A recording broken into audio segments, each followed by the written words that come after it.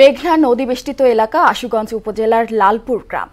নদীর কারণে এখানে ধরা পড়ে দেশি নানা প্রজাতির মাছ। ধরা মাছ কাটা এবং শুটকি তৈরি ও বিক্রিকে ঘিরে ব্যস্ত থাকে এখানকার বাসিন্দারা। প্রতি বছর প্রায় 150 থেকে 200 কোটি টাকার শুটকি বিক্রি হয়। তসলিম আহমেদের প্রতিবেদন, জানাচ্ছেন বুসরাত জাহান। আশুগঞ্জের লালপুর গ্রামে মেঘনার পাড়ের শুটকির ঐতিহ্য শত বছরের। এখানে অক্টোবর থেকে মার্চ পর্যন্ত চলে শুটকি উৎপাদনের কাজ। মূলত পুঁটি, শোল, গজার, বোয়াল, ঘৈন্যা, ট্যাংরা, চাপিলা, লাসু, পাঙ্গাস, রুই, পাবদা, কাইক্কা, পুঁটি মাছের শুটকি তৈরি হয়। গুণে মানে ভালো ও সুস্বাদু হওয়ায় লালপুরের শুটকি দেশের বিভিন্ন জেলায় এবং ভারত সহ মধ্যপ্রাচ্যের কয়েকটি দেশে রপ্তানি হয়।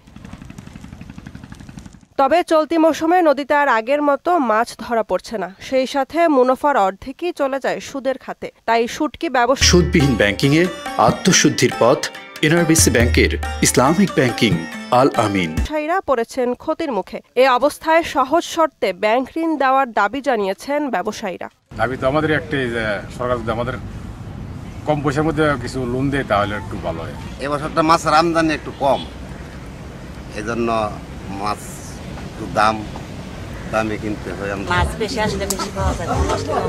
এখানে শুটকি যে ইন্ডিয়া যাইতেছে, এরপরে বিদেশও যাইতেছে, ও চট্টগ্রাম নিতেছে, সারা বাংলায় সব এই লালপুরের শুটকি যাইতেছে। তবে এই মুহূর্তে আর্থিক সহায়তা না দিলেও শুটকি ব্যবসায়ীদের প্রয়োজনীয় প্রশিক্ষণ দিয়ে পাশে আছে উপজেলা মৎস্য অফিস। তাদেরকে আমরা সরাসরি এখনো পর্যন্ত কোনো কিছু আর্থিক সহযোগিতা বা এরকম কোনো কিছু দিইনি। তবে আমরা প্রশিক্ষণ এবং কিছু জনসচেতনতামূলক সভা করেছি তাদের সাথে, যেন শুটকি উৎপাদনে তারা কোনো রকম বিষ প্রয়োগ না করে, যেটা মানুষের শরীরের স্বাস্থ্যের জন্য ক্ষতিকর।